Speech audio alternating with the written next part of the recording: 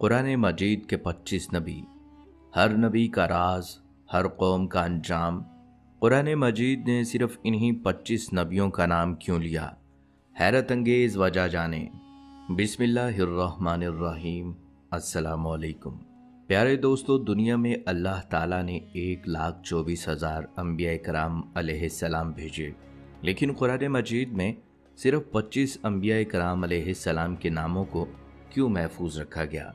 ये वो अजीम हस्तियां थी जिन्होंने अल्लाह के पैगाम को अपनी कौमों तक पहुंचाया, कभी तूफानों का सामना किया, कभी जालिम बादशाहों की कैदोबंद, कभी पहाड़ों में तन्हा और कभी शहरों के बीच तौहीद की सदा।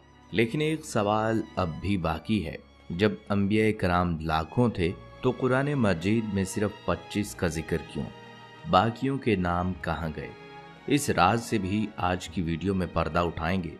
ये वीडियो सिर्फ मालूमात के लिए नहीं, बल्कि एक ऐसा रूहानी और तारीखी सफ़र है जिसमें आपको तरतीब वार कुरान मजीद के 25 अंबिया कराम से मिलवाया जाएगा।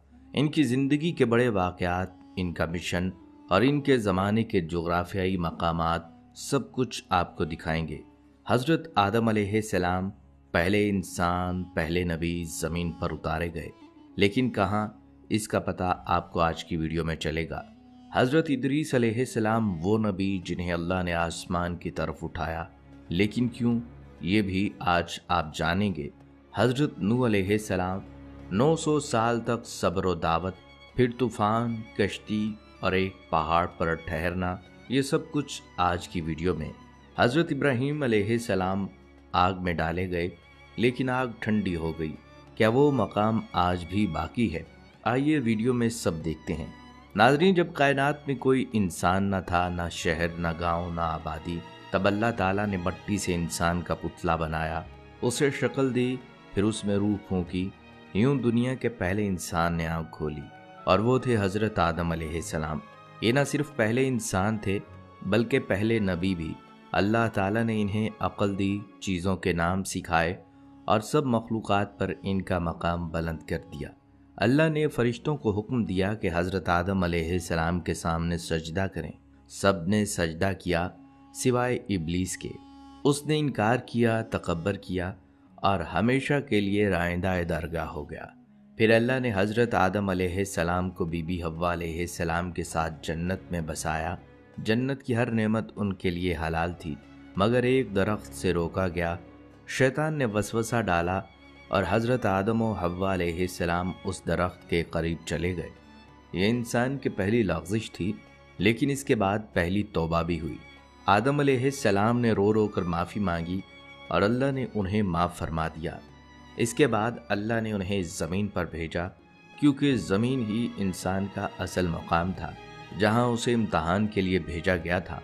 रवायात के मुताबिक हज़रत आदम अलैहिस्सलाम को श्रीलंका के इलाके आदमस पैक पर उतारा गया, जबकि हज़रत हव्वा अलैहिस्सलाम को जज़ीरा नुमा अरब के शहर जद्दा में उतारा गया। बाद में दोनों ने अरफात के मैदान में दोबारा मुलाकात की। यही वो लम्हा था जहाँ से नस्ल इंसानी की शुरुआत हुई। हज़रत आदम अलैहिस्सलाम ने ज़मीन पर ज़िंदगी का आगाज़ किया और अल्लाह के हुक्म से लोगों को तौहीद, सच्चाई और नेकी की दावत दी। उन्होंने अपनी औलाद को सिखाया कि एक अल्लाह की इबादत करें और अच्छाई के रास्ते पर चलें। हज़रत आदम अलैहिस्सलाम की ज़िंदगी हमें सिखाती है कि इंसान से ख़ता हो सकती है, लेकिन तौबा से वो अल्लाह का प्यारा बंदा बन सकता है। और यही इंसान की असल शनाख्त है, बंदगी, तौबा और अतात। नाज़रीन, हज़रत आदम अलैहिस्सलाम ने लंबी उम्र पाई और इनके बाद अल्लाह ताला ने नबुव्वत का सिलसिला इनकी औलाद में जारी रखा। इस सिलसिले में कुरान मजीद में जिस दूसरे नबी का जिक्र आया है, वो हज़रत इदरीस अलैहिस्सलाम है। कहते हैं हज़रत आदम अलैहिस्सलाम की वफ़ात के बाद नबुव्वत का चराग इन्हीं के हाथों में आया। कुरान मजीद में हज़रत इदरीस अलैहिस्सलाम का 2 बार जिक्र आया है, एक बार सूरतुल मरियम में और दूसरी बार सूरतुल अंबिया में, जहां उन्हें सच्चा नबी, साबिर और बुलंद मकाम वाला करार दिया गया। हज़रत इदरीस अलैहिस्सलाम का असल नाम बाज़ कुतुब में उहनूह बताया गया है। इनका शजरा नसब हज़रत आदम अलैहिस्सलाम से सिर्फ चंद नस्लों बाद तक जा पहुँचता है और रिवायत है कि वो हज़रत नूह अलैहिस्सलाम के परदादा थे। حضرت ادریس علیہ السلام کو اللہ نے صرف نبوت ہی نہیں بلکہ علم و حکمت کی خاص دولت بھی عطا فرمائی۔ روایات کے مطابق وہ پہلے انسان تھے جنہوں نے قلم سے لکھنے کا فن سیکھا۔ انہوں نے لباس سلائی کا طریقہ ایجاد کیا، علم نجوم، فلکیات، وقت کی تقسیم اور حساب کی بنیاد رکھی، اور انسانوں کو نظم و ضبط اور عبادات اور تہذیب سکھائی۔ ان کی شخصیت نہایت پرسکون، عبادت گزار اور بصیرت والی تھی۔ ان کے دور میں لوگوں نے علم، عقل اور نیکی کی طرف رجوع کیا۔ وہ مسلسل اپنی قوم کو دعوت دیتے رہے، بغیر تھکے، بغیر رکے۔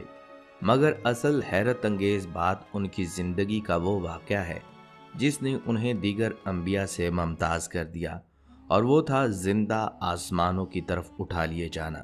روایات کے مطابق حضرت ادریس علیہ السلام ایک دن فرشتے سے درخواست کرتے ہیں کہ وہ اللہ سے ان کی عمر بڑھانے کی سفارش کریں تاکہ وہ مزید نیک عمل کر سکیں۔ فرشتہ انہیں آسمان کی طرف لے جاتا ہے، اور جب وہ چوتھے آسمان پر پہنچتے ہیں تو اللہ تعالیٰ انہیں وہیں بلند مقام پر ٹھہرا دیتے ہیں۔ یہ وہی مقام ہے جسے قرآن مجید نے مقاماً علیہ کہا، یعنی انتہائی بلند، خاص اور برگزیدہ مقام۔ یہ واقعہ صرف جسمانی بلندی نہیں، یہ دراصل اس کردار، تقوی اور علم کی پہچان تھی جو حضرت ادریس علیہ السلام جیسے نبی نے اپنی زندگی میں پیش کیا۔ اللہ نے ان کی دعا، ان کی عبادت اور ان کا اخلاص اتنا پسند فرمایا کہ زمین کی زندگی میں ہی انہیں آسمانی مقام عطا کر دیا۔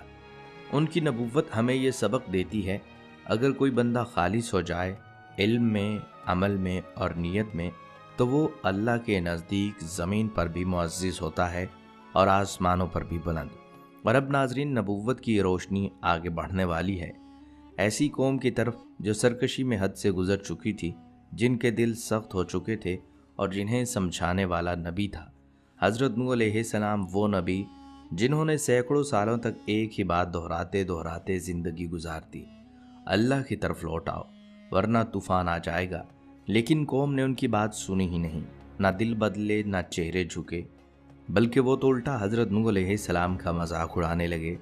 انہوں نے کہا، یہ بوڑھا ہمیں کیا سمجھائے گا، ہم تو اپنے آباء و اجداد کے دین پر ہی قائم رہیں گے۔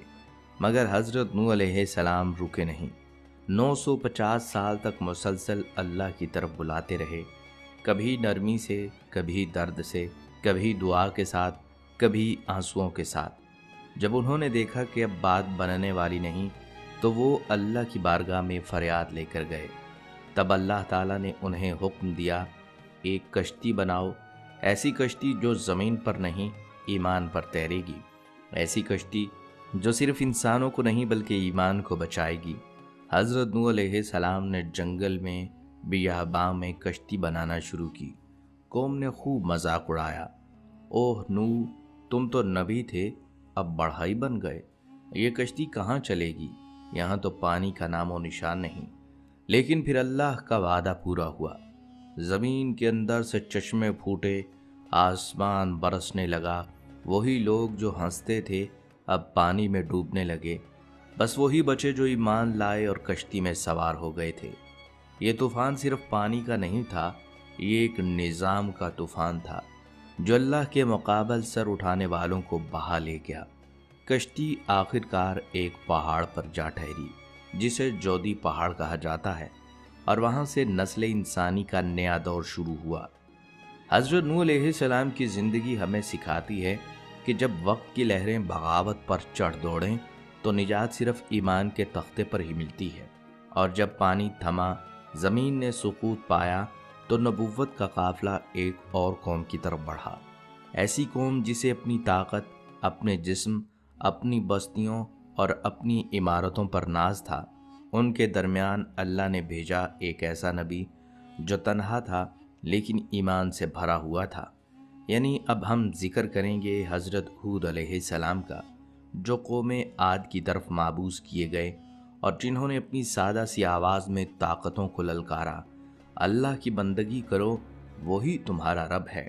قوم نوح علیہ السلام کے بعد زمین پر انسانوں کی تعداد بڑھنے لگی، وقت گزرا، نسلیں آگے بڑھیں، لیکن پھر انسان وہی پرانی غلطی دہرانے لگے، اللہ کو بھول کر خود کو خدا سمجھنے لگے۔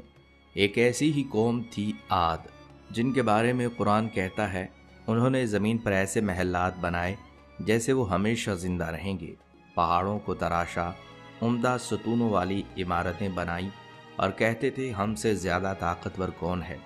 یہ قوم جسمانی طاقت میں بے مثال تھی اور اپنے وقت کی سپر پاور سمجھی جاتی تھی۔ ایسی سرکش غرور میں ڈوبی قوم کے پاس اللہ تعالیٰ نے اپنا پیغام لے کر بھیجا حضرت ہود علیہ السلام کو۔ حضرت ہود علیہ السلام نہایت سادہ، نرم خو اور راست گو انسان تھے۔ انہوں نے اپنی قوم کو پکارا، صرف اللہ کی بندگی کرو، اس کے سوا تمہارا کوئی معبود نہیں۔ یہ جو تم غرور میں مبتلا ہو، یہ طاقت تمہیں نہیں بچا سکے گی۔ مگر قوم نے ان کی ایک نہ سنی۔ کہنے لگے، کیا تم چاہتے ہو کہ ہم اپنے باپ دادا کے دین کو چھوڑ دیں؟ تم تو ہم جیسے ہی انسان ہو، کیوں مانے ہم تمہاری بات؟ حضرت ہود علیہ السلام نے انہیں سمجھایا، میں تم سے کوئی معاوضہ نہیں مانگتا، میں تو صرف تمہاری بھلائی چاہتا ہوں۔ لیکن وہ کہتے رہے، اگر واقعی تم سچے ہو تو لے آؤ عذاب جس کی تم ہمیں دھمکی دیتے ہو۔ یہی غرور، یہی انکار ان پر اللہ کے عذاب کو لے آیا۔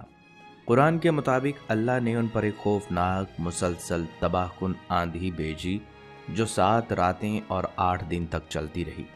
دوستو، ستون، وہی محلات، وہی طاقت، سب ریت میں دفن ہو گئے۔ اب صرف وہ بچے جنہوں نے حضرت ہود علیہ السلام پر ایمان لایا۔ حضرت ہود علیہ السلام کی دعوت ہمیں سکھاتی ہے، طاقت، غرور، عمارتیں یہ سب فانی ہیں، باقی رہتی ہے تو صرف وہ آواز جو اللہ کے دین کے لیے بلند کی جائے۔ اور نبوت کی یہ آواز اب جانے والی تھی ایک اور قوم کے دروازے پر، ایسی قوم جو پہاڑوں میں گھر بناتی تھی اور کہتی تھی کہ ہم زمین کے سب سے مہذب لوگ ہیں۔ اگلا نبی وہ تھا جسے اللہ نے ایک اونٹنی کے ذریعے قوم کو آزمانے کے لیے بھیجا۔ یہ نبی تھے حضرت صالح علیہ السلام۔ ان کا ذکر قرآن مجید میں 9 مقامات پر آیا ہے۔ ناظرین، حضرت صالح علیہ السلام قوم سمود کے فرد تھے، پیدائشی، ذہین، نیک اور اپنی قوم میں معزز سمجھے جاتے تھے۔ لیکن جب انہوں نے توحید کا پیغام دیا تو وہی قوم جس نے ان پر فخر کیا تھا انہیں جھٹلانے لگی۔ قوم سمود زمین پر تعمیرات کی ماہر تھی۔ وہ پہاڑوں کو تراش کر محلات بناتے، ایسی عمارتیں جن پر وہ کہتے تھے ہم یہاں ہمیشہ رہیں گے، مگر دل ان کے سخت تھے۔ حضرت صالح علیہ السلام نے انہیں اللہ کی طرف بلایا، اسی نے تمہیں زمین پر بسایا، اسی نے یہ پہاڑ تمہارے لیے نرم کیے، اس کے سوا کوئی معبود نہیں۔ لیکن قوم نے ان کی بات کا مذاق اڑایا اور چیلنج کیا، اگر تم واقعی اللہ کے رسول ہو تو ہمارے سامنے پہاڑ میں سے ایک زندہ اونٹنی نکال کر دکھاؤ۔ حضرت صالح علیہ السلام نے اللہ سے دعا مانگی اور پھر وہ منظر آیا جب ایک چٹان 2 ٹکڑے ہوئی، اس میں سے ایک زندہ کامل غیر معمولی اونٹنی نکل آئی۔ قوم حیران رہ گئی، لیکن انکار کرنے والوں کے دل نرم نہ ہوئے۔ حضرت صالح علیہ السلام نے کہا، یہ اللہ کی نشانی ہے، اسے ایذا نہ دینا ورنہ عذاب آئے گا۔ ایک دن یہ اونٹنی پانی پیے گی، ایک دن تم سب۔ کچھ دن گزرے، لیکن آخرکار قوم سمود نے وہی کیا جس سے اللہ نے روکا تھا، انہوں نے اونٹنی کو قتل کر دیا۔ حضرت صالح علیہ السلام کا دل دہل گیا، انہوں نے کہا اب تمہارے پاس صرف 3 دن کی مہلت ہے، پھر عذاب آئے گا۔ پھر وہی ہوا، زمین کانپ اٹھی، ایک ہولناک چیخ نے ان کے غرور سے بنے محلات کو ریت میں بدل دیا۔ وہ مہذب کہلانے والی قوم عبرت کا نشان بن گئی اور حضرت صالح علیہ السلام بچ جانے والوں کے ساتھ نکل گئے۔ ان کی زندگی ہمیں بتاتی ہے کہ اللہ کی نشانی اگر دل کو نہ ہلا سکے تو وہ نشان زمین کو ضرور ہلا دیتا ہے۔ اور اب نبوت کا قافلہ جاری رہا، ایک بازاروں میں بسی قوم کی طرف جہاں ناپ تول میں کمی، دھوکہ دہی اور مال کی محبت نے دلوں کو اندھا کر دیا تھا۔ یہ حضرت شعیب علیہ السلام، یہ تھے حضرت شعیب علیہ السلام۔ حضرت شعیب علیہ السلام کا ذکر قرآن مجید میں 11 مرتبہ آیا ہے۔ انہیں خطیب الانبیاء یعنی انبیاء کا خطیب بھی کہا جاتا ہے، کیونکہ ان کا انداز بیاں انتہائی فصیح، مؤثر اور عقل کو چھو لینے والا تھا۔ اللہ تعالیٰ نے انہیں مدین کی قوم کی طرف بھیجا، ایک ایسی قوم جو بظاہر تہذیب یافتہ مگر دلوں سے بددیانت اور دنیا پرست ہو چکی تھی۔ یہ لوگ ناپ تول میں کمی کرتے، تجارت میں جھوٹ بولتے اور جب کوئی سچ بات کہتا تو ہنسی اڑاتے۔ حضرت شعیب علیہ السلام نے فرمایا، اللہ سے ڈرو، तराजू पूरा करो, तिजारत में अदल करो, लोगों का माल ना हक ना खाओ। तुम्हें अल्लाह ने बहुत कुछ दिया है, तो क्या तुम इस नेमतों पर शुक्र अदा नहीं करोगे? लेकिन कौम मदियन का जवाब वही पुराना था। ऐ शुएब, क्या तुम्हारी नमाज तुम्हें यह सिखाती है कि हम अपने माल में अपनी मर्जी ना करें? फिर उन्होंने धमकी दी, हम तुम्हें अपने शहर से निकाल देंगे या तुम्हें हमारे दीन पर वापिस आना पड़ेगा। हज़रत शुएब अलैहिस्सलाम ने निहायत नरमी से जवाब दिया, मैं अगर वापिस आ गया तो अल्लाह का अज़ाब नाजिल हो जाएगा और तुम्हें मालूम भी नहीं कि तुम किन अल्फाज में गुमराही की दावत दे रहे हो। उन्होंने दिन रात समझाया, लेकिन दिलों पर कुफर लग चुके थे। फिर अल्लाह का फैसला आन पहुंचा। एक होलनाक ज़लज़ला आया जिसने पूरी बस्ती को लर्जा दिया, और वो लोग जो नाप तोल में कमी करते थे अब खुद ज़मीन के नीचे बराबर हो चुके थे। हज़रत शुएब अलैहिस्सलाम और इन पर ईमान लाने वाले अल्लाह के हुक्म से महफूज रहे और बस्ती को छोड़कर निकल गए। इनकी ज़िंदगी हमें सिखाती है, दयानतदारी सिर्फ तिजारत का असूल नहीं बल्कि ईमान का हिस्सा है। जब कौम नाप तोल में ख़यानत करती है तो अल्लाह का मीज़ान उसे सीधा कर देता है, चाहे वो सज़ा के ज़रिए हो। और अब नाजरीन, नबुव्वत का ये काफ़िला पहुँचने वाला है ऐसे 2 शहरों की बस्ती में जहाँ गुनाह ने सरेआम चादर ओढ़ ली थी, जहाँ शर्म बेच दी गई और जहाँ बदआमाली को कानून बना दिया गया। ये वो बस्ती थी जिस पर आसमान भी रोया और ज़मीन भी कांपी। यहाँ अल्लाह ताला ने भेजा ऐसा नबी जो हज़रत इब्राहीम अलैहिस्सलाम का भांजा था, मगर गैरत ईमान में किसी बड़े से कम न था। अगले नबी थे हज़रत लूत अलैहिस्सलाम, वो नबी जिन्हें कुरान मजीद में 27 मरतबा याद किया गया। नाजरीन, लूत अलैहिस्सलाम हज़रत इब्राहीम अलैहिस्सलाम के भांजे थे और उनके साथ ईमान लाने वालों में से थे। अल्लाह ताला ने इन्हें एक बहुत बड़े फितने में मुब्तला कौम की तरफ नबी बनाकर भेजा, कौम सुद्दूम। ये वो कौम थी जिसने ऐसा गुनाह ईजाद किया जो इससे पहले दुनिया में कभी किसी कौम ने नहीं किया था। मर्द मर्दों के साथ बदफेली करते और इस गुनाह को फ़ख्र से अंजाम देते। हज़रत लूत अलैहिस्सलाम ने नरमी से समझाया, क्या तुम ऐसी बेहयाई करते हो जो तुमसे पहले किसी ने ना की? क्या तुम औरतों को छोड़कर मर्दों से ख्वाहिश पूरी करते हो? क्या तुम अक्ल से काम नहीं लेते?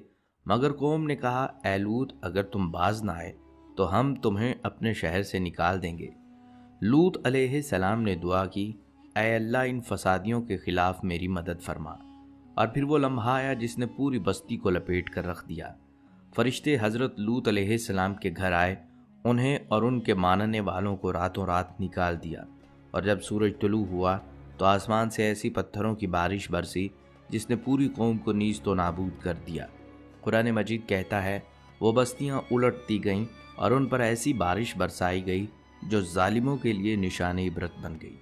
हज़रत लूत अलैहिस्सलाम की ज़िंदगी हमें सिखाती है, गुनाह को जब कानून बना लिया जाए तो अल्लाह का इंसाफ देर नहीं करता, और जो पाकीज़गी, गैरत और हक पर डटा रहे वही अल्लाह का सच्चा बंदा है।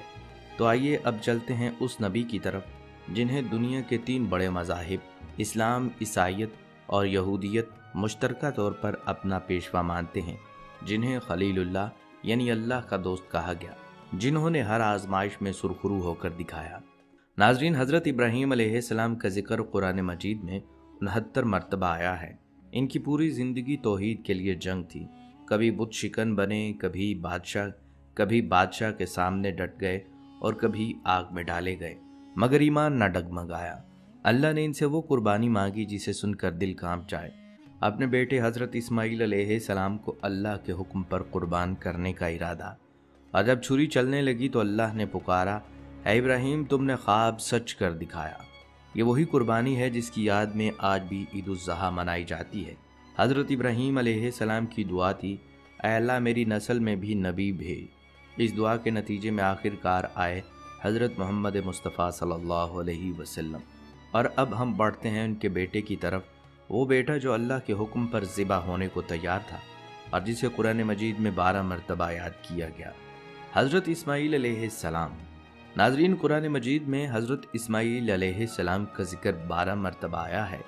वो हज़रत इब्राहीम अलैहिस्सलाम के बड़े बेटे थे, वही जिन्हें अल्लाह के हुक्म पर मक्का की बेआबो गया वादी में छोड़ दिया गया, जहाँ बाद में जमजम का चश्मा फूटा। उन्हें बचपन ही से कुर्बानी और फर्मा बरदारी की तरबियत मिली, और फिर वो लम्हा आया جب باپ نے خواب دیکھا کہ بیٹے کو اللہ کی راہ میں قربان کر رہے ہیں، بیٹے نے سنا تو کہا اگر اللہ کا یہ حکم ہے تو مجھے سر تسلیم خم ہے، لیکن اللہ نے امتحان میں کامیابی کے بعد انہیں ذبح نہیں ہونے دیا، بلکہ ایک دمبا بھیج کر اس عظیم قربانی کو قیامت تک کے لیے نشانی بنا دیا۔ حضرت اسماعیل علیہ السلام وہی ہیں جنہوں نے بعد میں اپنے والد کے ساتھ مل کر کعبہ کی بنیادیں اٹھائی۔ اور اب ہم بڑھتے ہیں اس بھائی کی طرف جو حضرت اسماعیل علیہ السلام کے بعد آیا اور جسے خاندان نبوت کی دوسری بڑی شاخ کہا جاتا ہے، حضرت اسحاق علیہ السلام۔ قرآن کریم میں حضرت اسحاق علیہ السلام کا ذکر 17 مرتبہ آیا ہے۔ وہ حضرت ابراہیم علیہ السلام اور حضرت سارہ علیہ السلام کے بیٹے تھے، ایک بڑھاپے میں عطا ہونے والا معجزاتی بیٹا۔ حضرت ابراہیم علیہ السلام نے ان کی پیدائش پر خوشی سے کہا، کیا بڑھاپے میں بیٹا ملے گا؟ اللہ نے فرمایا، یہی تو میرا کرم ہے۔ حضرت اسحاق علیہ السلام نے صبر، شکر اور دعا کے ساتھ زندگی گزاری۔ انہیں اللہ نے نبوت عطا کی اور ان کے بیٹے حضرت یعقوب علیہ السلام کو بھی نبی بنایا۔ یوں حضرت اسحاق علیہ السلام کا گھرانہ نبوت کی برکتوں سے بھر گیا۔ ان کی زندگی ہمیں سکھاتی ہے، اللہ جب چاہے ناممکن کو ممکن بنا دیتا ہے، بس یقین اور صبر کے ساتھ دعا جاری رکھو۔ اور اب ہم چلتے ہیں ان کے بیٹے کی طرف جو حضرت اسحاق علیہ السلام کی نسل سے تھے، جنہیں اللہ نے اسرائیل کا لقب دیا اور جن کی نسل سے کئی انبیاء پیدا ہوئے۔ یہ تھے یعقوب علیہ السلام۔ حضرت یعقوب علیہ السلام کا ذکر قرآن مجید میں 16 مرتبہ آیا ہے۔ وہ حضرت اسحاق علیہ السلام کے بیٹے اور حضرت ابراہیم علیہ السلام کے پوتے تھے۔ انہیں اللہ نے اسرائیل کا لقب عطا فرمایا اور انہی کے 12 بیٹے تھے جن سے بنی اسرائیل کی 12 شاخیں نکلیں۔ ان میں سب سے مشہور بیٹا تھا حضرت یوسف علیہ السلام۔ حضرت یعقوب علیہ السلام کی زندگی کا سب سے بڑا امتحان تب آیا جب ان کا لاڈلا بیٹا یوسف علیہ السلام، جسے وہ چاہتے تھے، ایک دن اچانک غائب ہو گیا۔ انہوں نے سالوں تک صبر کیا، آنکھوں کی بینائی کھو دی، مگر زبان پر شکوہ نہیں آیا۔ بس یہی کہتے رہے، میں اللہ سے فریاد کرتا ہوں، وہی بہتر جانتا ہے۔ آخرکار وہ دن آیا جب باپ بیٹے کی ملاقات ہوئی اور یعقوب علیہ السلام کا صبر رنگ لے آیا۔ حضرت یعقوب علیہ السلام ہمیں سکھاتے ہیں، صبر صرف خاموشی نہیں بلکہ یقین اور دعا کے ساتھ جینا بھی ہے۔ اور اب ہم بڑھتے ہیں اس نبی کی طرف جس کی کہانی کو قرآن نے سب سے احسن القصص کہا، جس کی زندگی غلامی سے بادشاہی تک کا حیران کن سفر ہے۔ یہ ہیں حضرت یوسف علیہ السلام، جن کا ذکر قرآن مجید میں 27 بار آیا ہے۔ وہ حضرت یعقوب کے بیٹے تھے اور بچپن میں ہی حسد کا شکار ہو کر بھائیوں کے ہاتھوں کنویں میں پھینکے گئے، غلام بنائے گئے، قید میں ڈالے گئے، مگر ہر حالت میں اللہ پر بھروسہ رکھا۔ قید میں بھی لوگوں کے خوابوں کی تعبیر بتاتے رہے اور بالآخر بادشاہ نے انہیں وزیر بنا دیا۔ یہی یوسف علیہ السلام تھے جنہوں نے سالوں بعد اپنے بھائیوں کو معاف کر کے انسانیت اور اخلاص کی روشن مثال قائم کی۔ ان کی کہانی ہمیں سکھاتی ہے، اگر نیت صاف ہو تو غلامی کی زنجیریں بھی اللہ کی رضا سے تاج میں بدل سکتی ہیں۔ اور اب ہم بڑھتے ہیں اس نبی کی طرف جنہیں سخت آزمائشوں میں بھی صبر کی پہچان بنایا گیا، حضرت ایوب علیہ السلام، جن کا ذکر قرآن مجید میں 4 مرتبہ آیا ہے۔ حضرت ایوب علیہ السلام جنہوں نے بیماری، فقر اور تنہائی میں صبر کا دامن نہ چھوڑا اور اللہ نے ان کے صبر کے بدلے سب کچھ واپس عطا کیا۔ حضرت ذوالکفل علیہ السلام، جن کے بارے میں کم معلومات ہیں لیکن قرآن انہیں صابر اور نیک بندوں میں شمار کرتا ہے۔ حضرت موسیٰ علیہ السلام، جن کا ذکر قرآن مجید میں 136 مرتبہ آیا ہے اور جنہوں نے فرعون کے ظلم کے خلاف حق کا علم بلند کیا، بنی اسرائیل کو نجات دلائی اور تورات لائے۔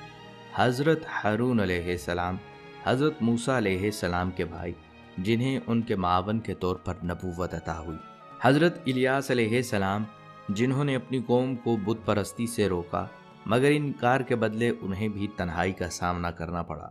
حضرت یونس علیہ السلام، جو مچھلی کے پیٹ میں قید ہوئے اور وہیں توبہ و ندامت سے اللہ کی رحمت کے حقدار بنے۔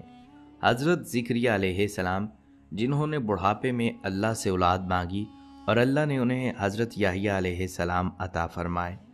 حضرت یحییٰ علیہ السلام، جو پاکیزگی، نرمی اور حق گوئی کے عظیم نمونے تھے، جنہیں حق کے بدلے شہادت نصیب ہوئی۔ حضرت عیسیٰ علیہ السلام، جو معجزات سے بھرپور زندگی کے مالک تھے پیدائش سے لے کر کلام کرنے تک، اور آخرکار اللہ نے انہیں زندہ آسمان پر اٹھا لیا۔ وہ قیامت سے قبل واپس بھی آئیں گے، اور آخر میں سید الانبیاء حضرت محمد مصطفیٰ صلی اللہ علیہ وسلم، جن پر نبوت کا سلسلہ مکمل ہوا، جن کے ذریعے قرآن نازل ہوا، اور جن کی زندگی قیامت تک کے لیے رہنمائی کا مینار ہے۔ ناظرین، یہ تھے قرآن مجید کے وہ 25 عظیم انبیاء جن کا ذکر اللہ نے اپنی کتاب میں محفوظ فرمایا۔ ہر ایک نبی کی زندگی میں سبق، قربانی، صبر اور توحید کا پیغام ہے، اور ہم سب کے لیے دعوت فکر ہے کہ ہم صرف ان کے نام نہ جانیں بلکہ ان کے راستوں کو بھی اپنائیں۔ ناظرین، جیسے کہ ہم نے ویڈیو کے آغاز میں ایک سوال اٹھایا تھا کہ جب 1,24,000 انبیاء کرام دنیا میں تشریف لائے تو پھر قرآن مجید میں صرف 25 کے نام ہی کیوں ہیں؟ تو آئیے اس کا مختصر اور مؤثر جواب بھی سن لیں تاکہ یہ ویڈیو ایک مکمل، جامع اور ہدایت سے بھرپور اختتام تک پہنچے۔ ناظرین، اللہ رب العزت نے تمام انبیاء کرام کو سچ، روشنی اور ہدایت کے لیے بھیجا، لیکن قرآن مجید کا مقصد ناموں کی فہرست دینا نہیں تھا بلکہ ہدایت کا پیغام دینا تھا۔ قرآن میں صرف ان 25 انبیاء کا ذکر ہے جن کے واقعات، آزمائش اور جد و جہد ہماری اصلاح، نصیحت اور عبرت کے لیے زیادہ مؤثر تھے۔ اللہ نے خود قرآن میں فرمایا کہ ہم نے کچھ رسولوں کا ذکر کیا اور کچھ کا ذکر نہیں کیا، لہٰذا یہ 25 وہ منتخب انبیاء ہیں جن کی زندگیاں ہمیں یہ سکھاتی ہیں کہ چاہے حالات جیسے بھی ہوں، حق کی راہ پر چلنا ہی اصل کامیابی ہے۔